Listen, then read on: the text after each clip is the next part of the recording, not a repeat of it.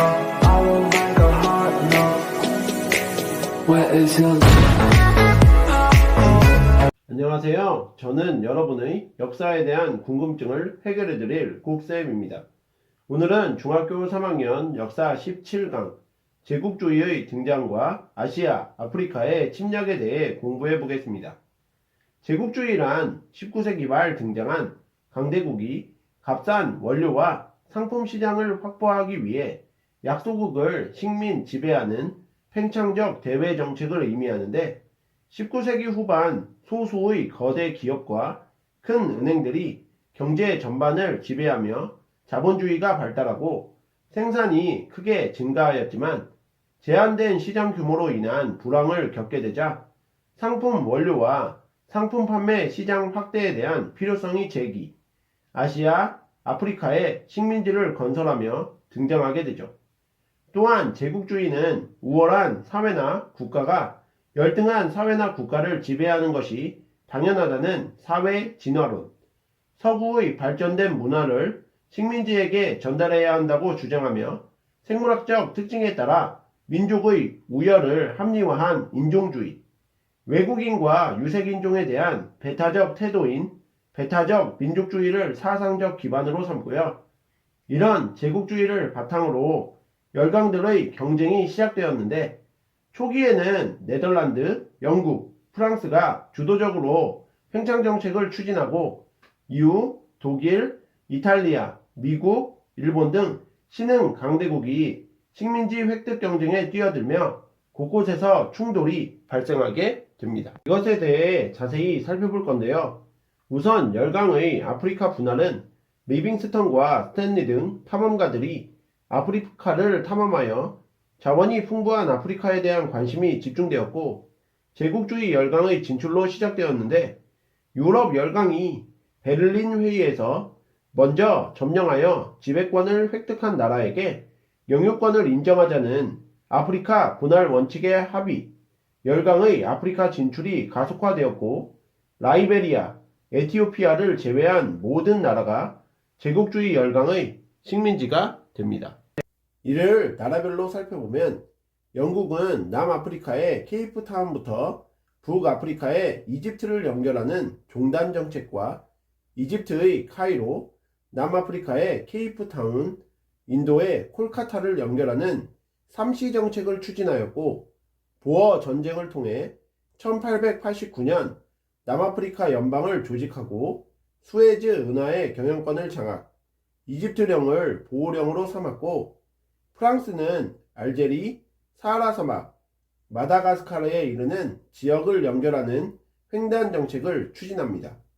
독일은 독일의 베를린, 오스만 제국의 비잔티움, 바그다드를 연결하는 삼비 정책으로 동아프리카와 남서아프리카를 차지, 벨기에는 콩고를 지배하며 고무 약탈에 원주민을 동원하였고요.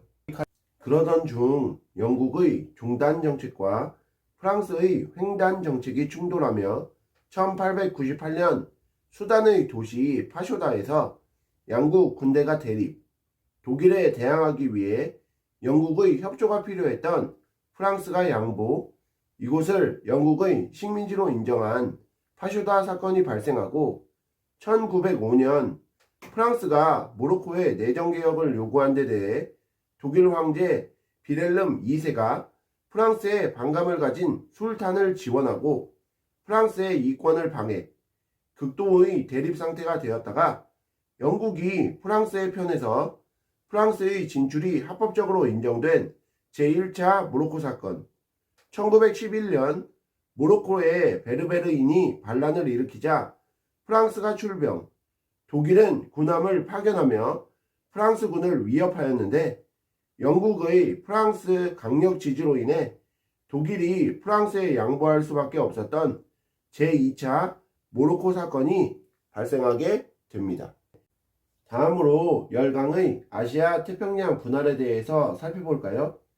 20세기 초 대부분의 아시아 태평양 지역이 타이를 제외하고 모두 열강에 의해 분할되게 되었는데 러시아는 겨울에도 얼지 않는 부동항을 확보하기 위해 남하 정책을 추진하여 연해주를 획득하고 중앙아시아를 점령하였으며 영국은 1877년 인도 제국을 통치하고 싱가포르에서 말레이시아 일대의 말레이 연방을 수립하였으며 아프가니스탄을 보호국으로 선정, 오스트레일리아와 뉴질랜드를 지배하였습니다.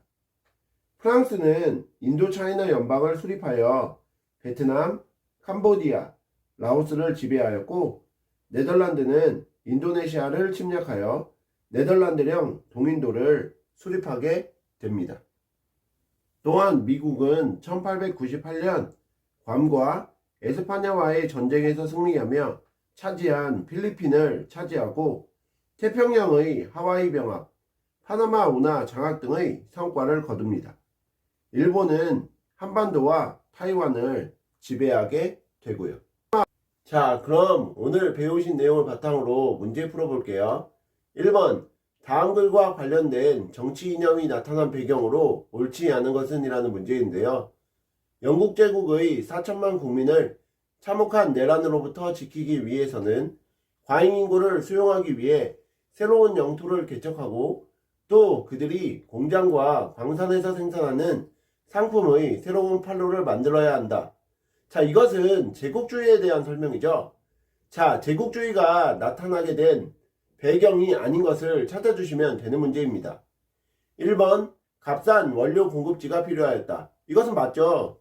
2번, 소수 거대 기업이 경제 전반을 지배하였다. 이것도 맞습니다. 3번, 아시아로 향하는 새로운 항로가 필요하였다. 이것은 제국주의랑은 관련이 없죠.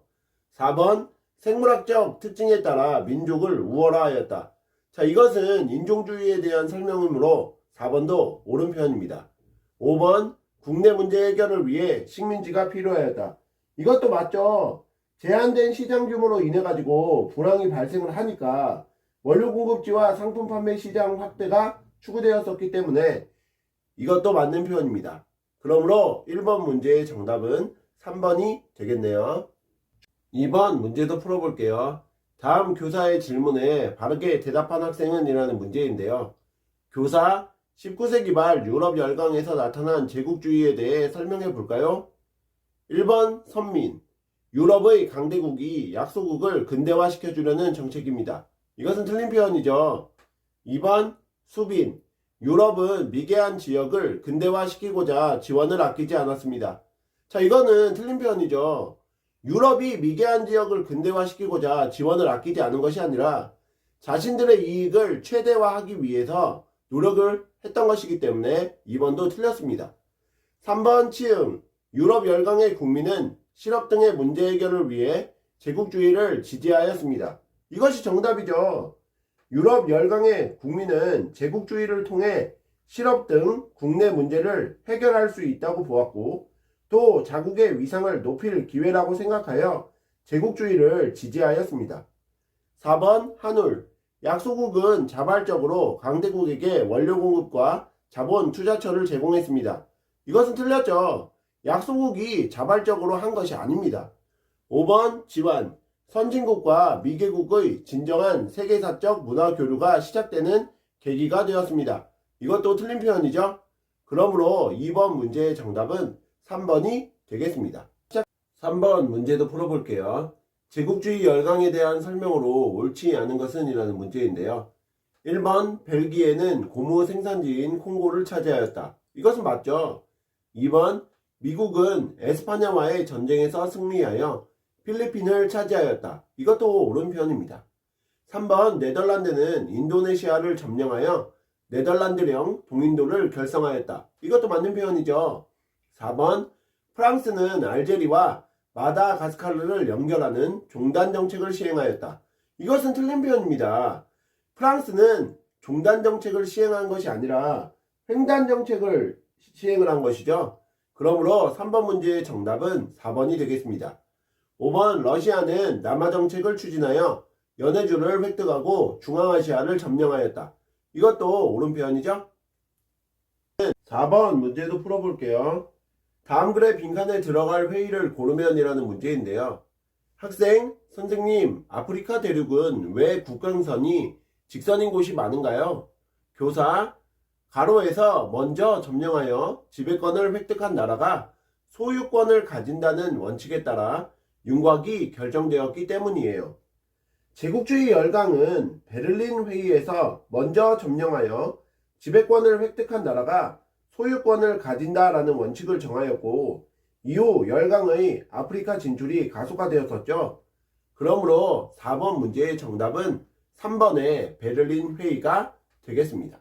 오늘의 마지막 5번 문제도 풀어볼게요.